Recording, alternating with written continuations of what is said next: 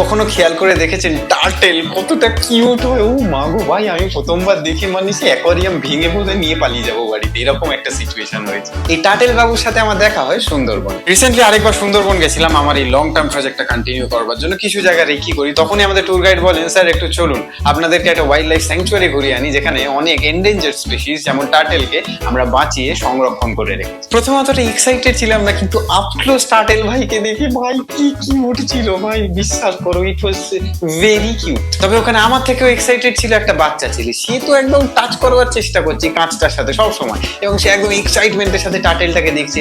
তখনই আমার চোখে পড়ে যায় বাচ্চার এই সুন্দর ছোট্ট কিউট হাত আর এই টার্টেলের এই যে পয়েন্ট অফ কন্ট্যাক্টের কাঁচটা, সেখানে একটা খুব সুন্দর ফ্রেম হতে পারে, ভালো একটা ছবি তুলেই নিয়ে যায়।